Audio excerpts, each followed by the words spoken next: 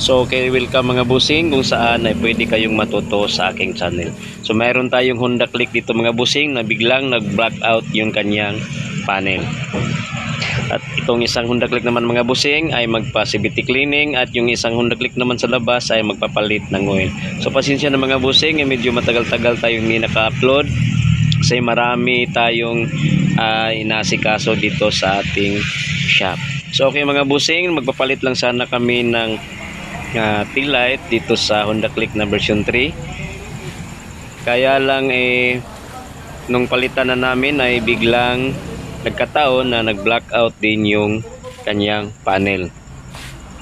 At ito na yung Honda Click mga busing na version 3. Gusto kong i-share sa inyo mga busing kung ano yung mga dapat nating i-check kapag nag-blackout yung ating panel. Kaya binalatan ko na lang para may turo ko sa inyo kung ano yung mga dapat nating i-check para bumalik na sa dati yung ating panel. So ngayon mga busing, ito na, subukan kong i-on itong susi. Yan mga busing, blackout talaga yung kanyang panel. Pero bago ang lahat mga busing ay mag-intro muna tayo.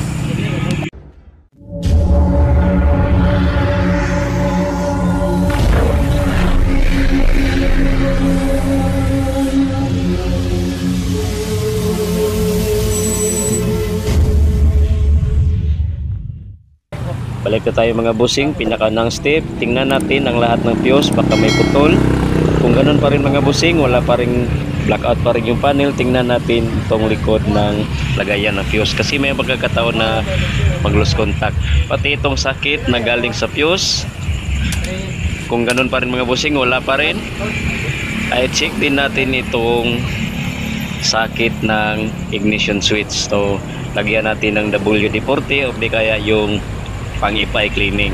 So pagkatapos natin linisan yung mga busing ay pwede na natin ibalik. At pag uun natin ng susi ay ganun pa rin, blackout pa rin yung panel. Check na natin itong sakit ng panel. So pindutin lang natin itong mga busing at tanggalin. So ganun pa rin mga busing, linisan natin, lagyan natin ng WD-40 o di kaya yung pang-ipay cleaning natin. Pag malinis na mga busing ay ibalik na.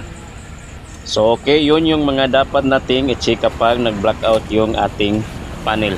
Pero bago ang lahat mga busing, bago natin balatan yung ating Honda Click, ay kailangan muna nating pinakaunang i-check itong dalawang fuse na nasa likod ng ating battery. Kasi ito lang yung naging sira nito mga busing, naputol yung fuse na para sa panel. So may dalawang fuse dito mga busing, no? Bukod dito ay may dalawang fuse na nakahiwalay dito at ito yun mga busing, oh. Hindi natin ito basta-basta nakikita kasi nasa likod ito ng battery natin, no? Sa ating Honda Click. So may dalawang fuse dito mga busing. Itong isang fuse ay para sa headlight at itong isang fuse dito mga busing ay para ito sa panel. So ito buksan ko mga busing ha. So ito yon. So ganun mga busing, bago natin kalasin ang ating mga pairing ay tingnan muna natin itong fuse dito na para sa panel. So 7.5 ang fuse dito mga busing. So ito yon, putol. Ito yung dahilan kung bakit blackout ang panel ng Honda Click na version 3 na ito. So ngayon ay mayroon tayong pampalit dito, 7.5 na fuse. Ito na, nakabit ko na mga busing. At huwag nating kalimutan, tingnan mo na ito bago tayo magkalas ng pairing kasi para madali yung trabaho natin. So ngayon napalitan na natin ng fuse, subukan nating on ang susi. So ayan na mga busing, bumalik na yung ating panel. So yun lang yung mga dapat nating i-check mga busing kapag nag-blackout yung panel natin.